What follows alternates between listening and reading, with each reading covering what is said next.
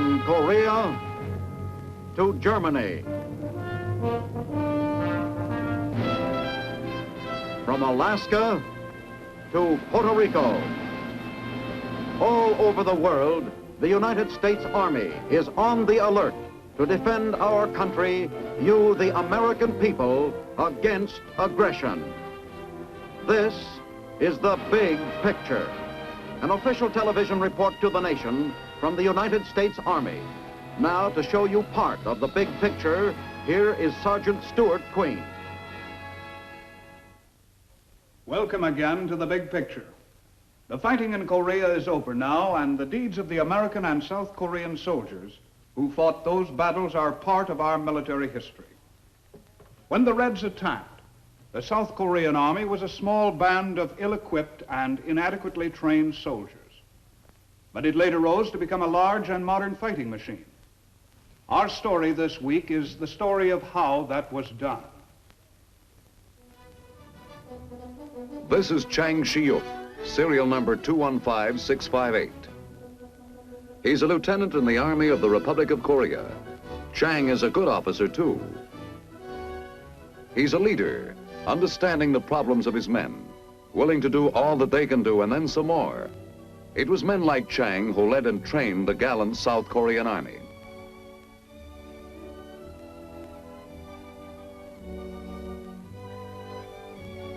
This is the story of how Lieutenant Chang and the ROK Army grew into a great fighting machine. It is the story, too, of Han and Lee and Yun, the splendid fighting youth of Korea. Once, only a few years ago, Chang and his countrymen were tillers of the soil. They grew rice and barley and wheat and soybeans and vegetables.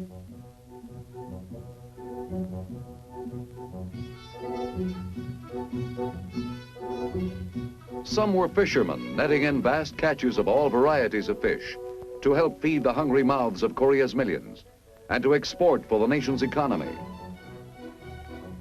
There was a time once when the life of Korean men was normal. They were teachers or city men performing city jobs. They were streetcar conductors. They were the everyman of Korea. But that was before the communists came, and before Korea became a battlefield, before death and murder were a daily routine. In those early days, Chang and his friends had only bamboo sticks to train with, but they had the will to fight, even though they lacked the weapons. Though small in number and poorly equipped, the brave South Korean army fought for what it believed was right. Hopelessly outnumbered, they fell back, and the fair land that was Korea was devastated with ruin and destruction.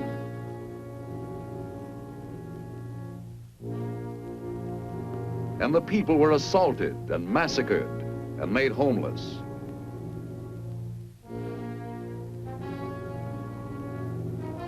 But not for long were the defeats and the withdrawals. 3 nations of the world took up arms against the Red aggressors. Supplies and help rolled in. The people of South Korea took heart, and they fought back savagely, pushing the enemy back and back, until soon he was licking his wounds behind the line from which he had first unleashed his bloody dogs of war.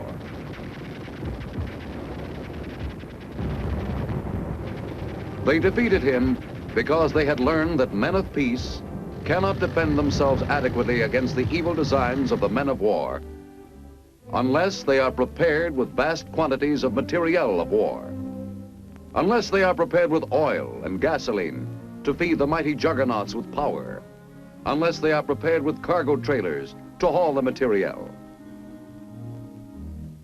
unless they are prepared with rations to feed the fighting men, and most important, unless they are prepared with ammunition to feed the fighting guns.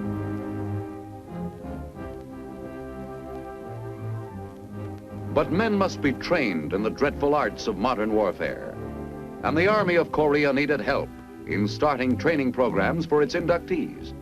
The appeal for assistance was answered.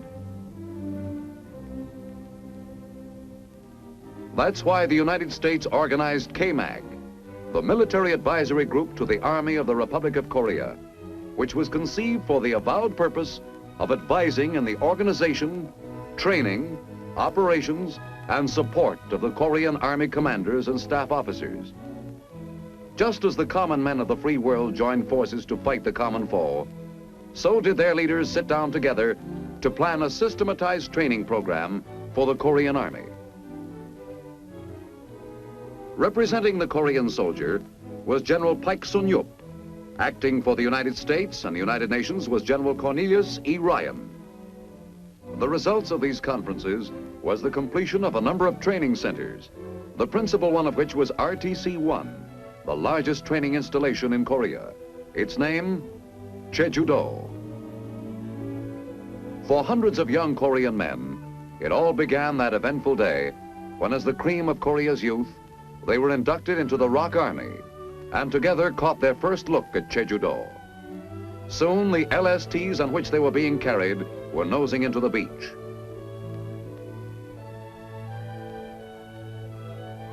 A huge pile of rock overshadowed the island and seemed to symbolize the rock-like determination of Korea to win out. Yes, this was Jeju-do, activated February 6, 1951, as a ROK training center. Chang and his countrymen took a first look around the island that was to be their new home for the next 8 weeks. They didn't know it then, but RTC-1 had a total training capacity of more than 70,000 men. At the time, they little realized that instead of being a disorderly bunch of raw recruits, they would soon be returning with the alertness and precision of trained soldiers. At their first formation, they learned a little of what was before them. What were their thoughts during the ever-changing events of that first day?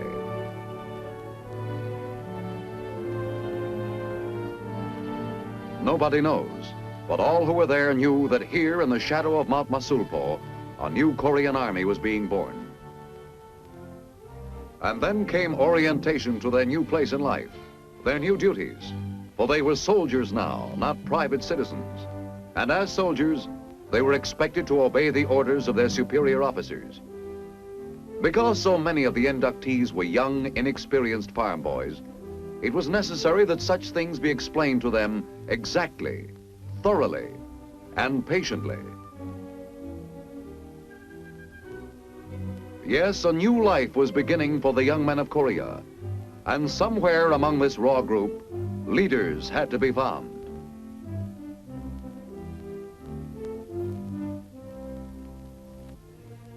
For the Army was in dire need of competent leaders.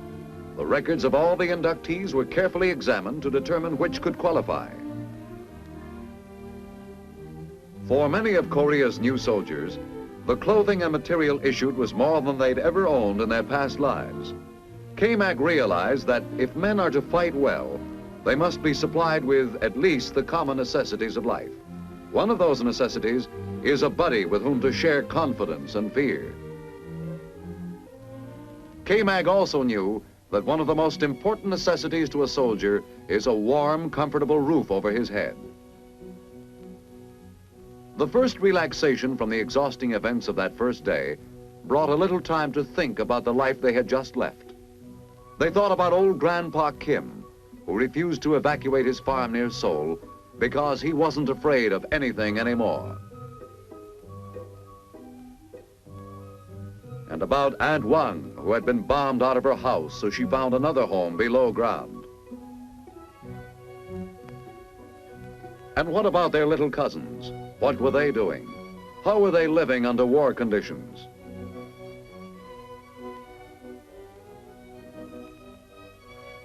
And of course there was Nam E, that trim little girl who was doing her bit as a nurse, working with the United Nations Civil Assistance for Korea. There was little relaxation after that. The time of the dreamer is in peace.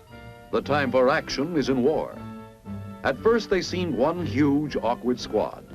But the constant drilling at the manual of arms helped to smooth it out a great deal. It was hard at first, but gradually by doing, they soon caught on.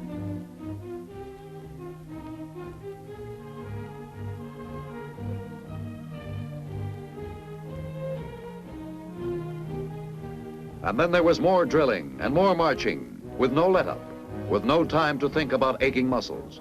There was a war on, and they were made to realize that wars were not won by weaklings. Before they were aware of it, they began to sense that subtle feeling that comes with knowing that they were working together as a well-trained unit, with military precision and dispatch. But it wasn't all marching and drilling. Quite often they were treated to the pleasure of sitting. But they had to be learning at the same time. And so they were taught the anatomy of a rifle, taught that a rifle is not just a rifle, that it is made of many little intricate parts. They learned that a good soldier knows how to use his rifle best only when he knows what makes it tick and stick. It was fire. Up to your feet again. Forward to the attack.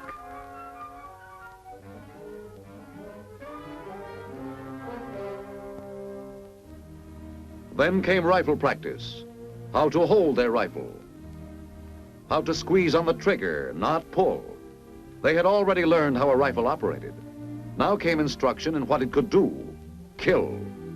In war, they were told it's kill or be killed. They also learned how to take care of others. One thing they learned, that it was not only important for a soldier to know how to kill, but he must be able to save lives as well, his own included. First aid is important on the battlefield. Another thing they learned, rifles were not the only means of destroying the enemy.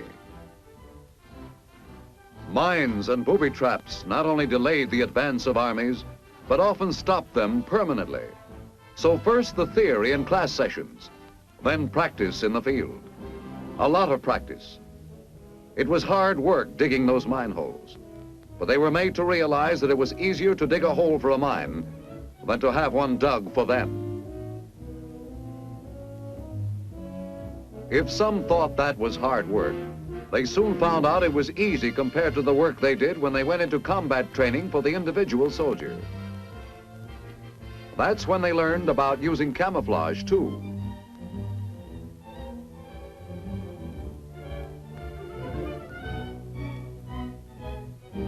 They fell to the ground, fired, then moved on, and crawled, and kept on crawling, with a heavy rifle cradled in their arms. They complained, but with grit and determination they carried on. They knew it was worth getting a few calluses on their elbows to be able to learn how to avoid getting a bullet in their head. It wasn't long before they also learned how big a bullet hole could be, especially when it came out of the business end of a Browning automatic rifle. Yes, the Korean trainees were impatient to learn fast, but with a little instruction, they soon got the hang of the most complicated weapons. When they squinted through the sights of that BAR rifle, they remembered that one day it would be the enemy.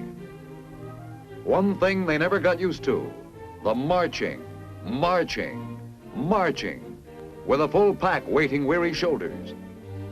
But they stuck it out grimly, because they knew it was all part of the job of becoming a good soldier. They knew that this was toughening them up so they could meet the enemy.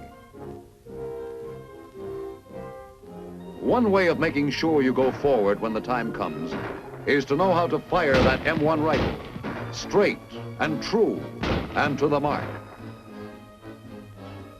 And they learned how to use all the weapons, including hand grenades.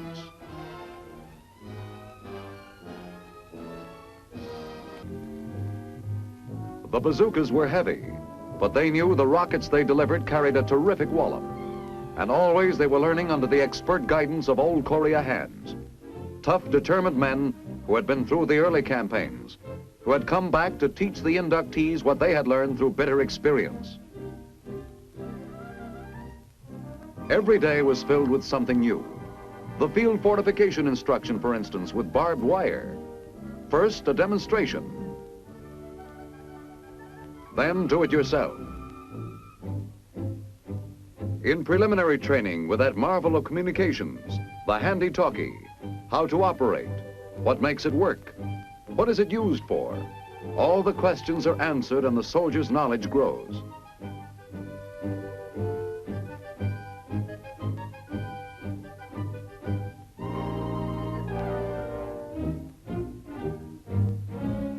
with a compass too, which led to training in map reading.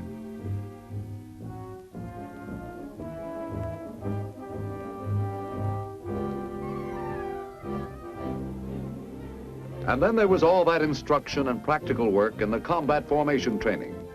It may have seemed then that they were playing kids' games, but they were kids' games that would pay off. If ever they were to find themselves in the middle of the real thing, they'd realize that all this intensive training was for their protection. After 8 weeks of basic military training, Chang and his buddies were almost ready for battle. Almost. For the question now was, how would he and the other trainees conduct themselves under actual battle conditions? Here's where those games they played came in handy.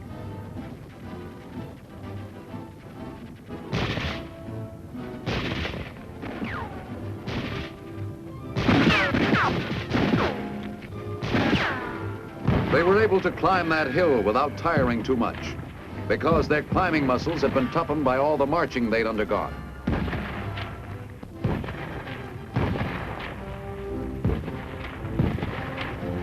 Korean and American officers were on hand always to observe the results of their training, the results of all the efforts K-Mag had exerted in turning out fighting rocks. They knew how to handle that bazooka because they had been taught patiently, the BAR weapon too.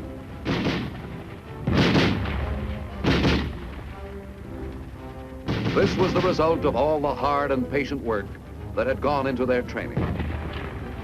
This was what they meant by battle conditions, so that when the soldier was confronted with it in the future, he'd be prepared for it. And then, still under the watchful eyes of the K-Mag advisors, the Korean trainees were put through the confidence course, discovering it was one thing to go through maneuvers without opposition, but it was quite different when live ammo was being thrown at you.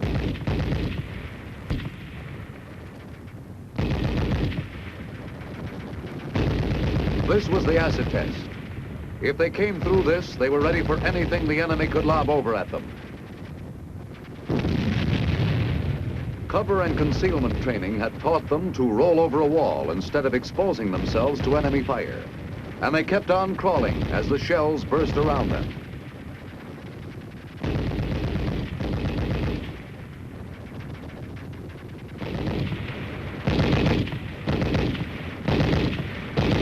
As the machine gun bullets spattered a murderous background to this baptism of fire, Chang kept on crawling because ahead of him was the opportunity to be a soldier in the Army of the Republic of Korea.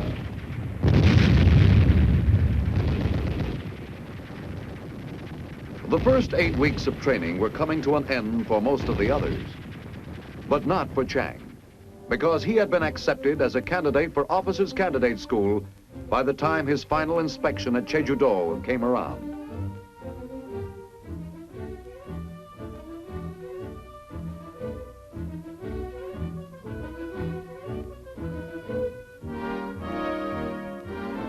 He remembered how stern that inspecting officer looked and how worried he was. And then how proud. This was the last time he'd march with his buddies at Jeju-do. For them, additional branch material training. For him, it was OCS.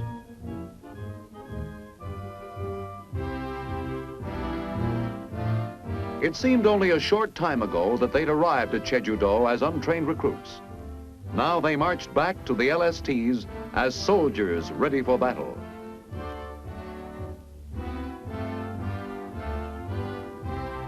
Chang, happy and a bit proud, knew that although it was his last day as a trainee, it was soon going to be his first day in more advanced training.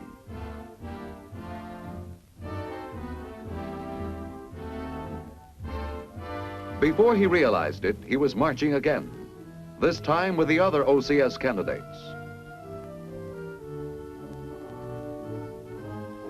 Marching into his new home, KATC, the Korean Army Training Center at Gwangju on the mainland of Korea, which housed the infantry, artillery, and signal schools of the Korean Army. Here he would specialize as an infantry officer. No wonder he experienced a glow of pride during the initial inspection dressed in a new uniform as an OCS candidate. The last phase of his training was beginning.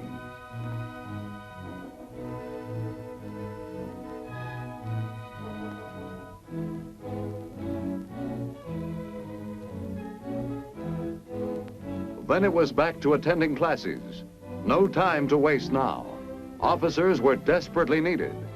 They were taught the principles of military training, preparation, application, examination, discussion, and criticism. The teaching never stopped.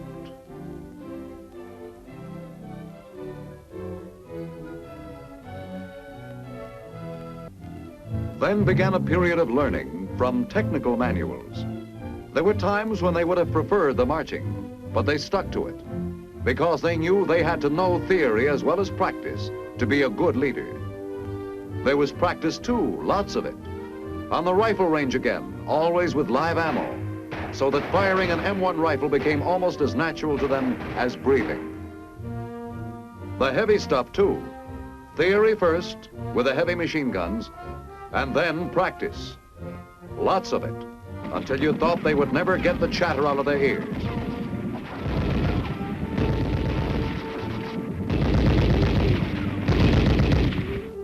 And then even heavier stuff, the 4.2 mortar. Yes, theory first, as always. And then, as always, more practice. They knew this wasn't officers' work, but they also knew that a good officer should be able to do anything his men can do, and more.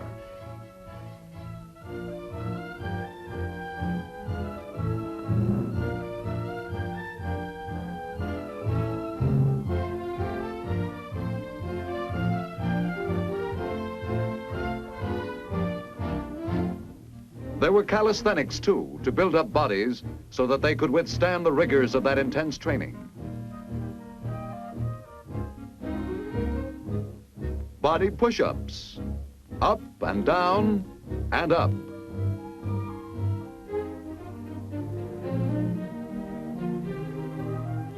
Up and down the ladders, too. It got tougher and tougher, but so did the men, which was the purpose of it all. And this time it was across the ladders.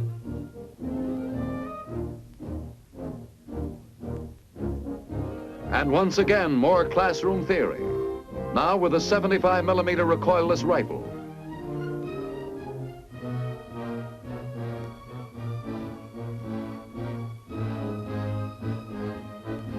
And with mortar fire direction center training.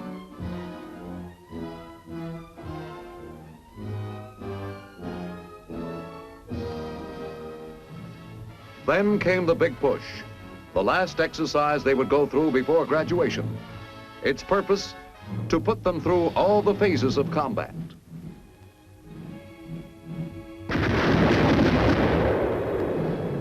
Fighting with artillery and tank support, actually attacking a hill position.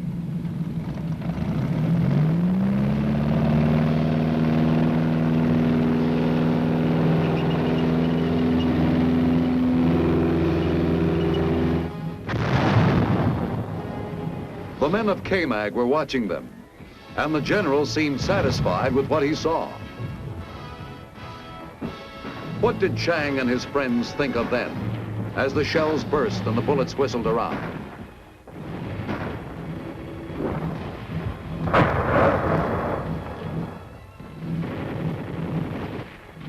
They thought of the time when this was going to be the real thing.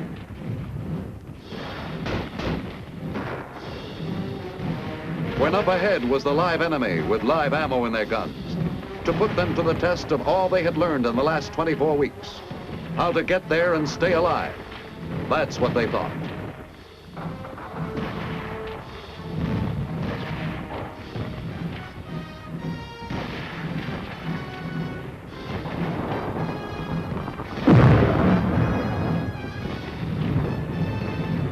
They'd been training for this for weeks. Now they were ready.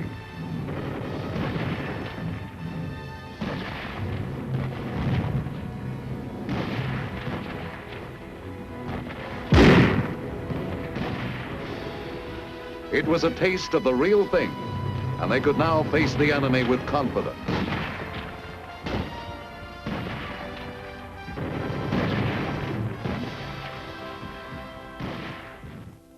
The battle exercise over, Chang and the other candidates participated in OCS graduation exercise, with the invocation first.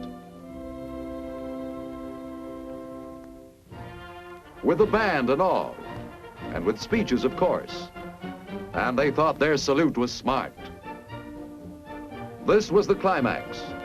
This was what they had been working for all these months. And did that diploma make them proud?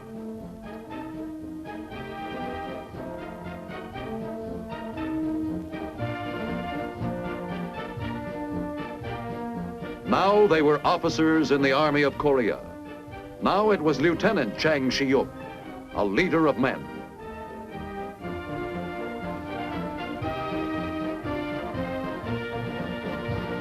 Later, when he gave his men orders, they obeyed without hesitation, because they knew he'd been trained to be a leader.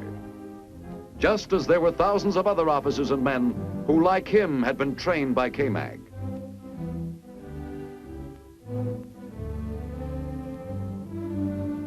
Tank, artillery, infantry, signal corps, medics.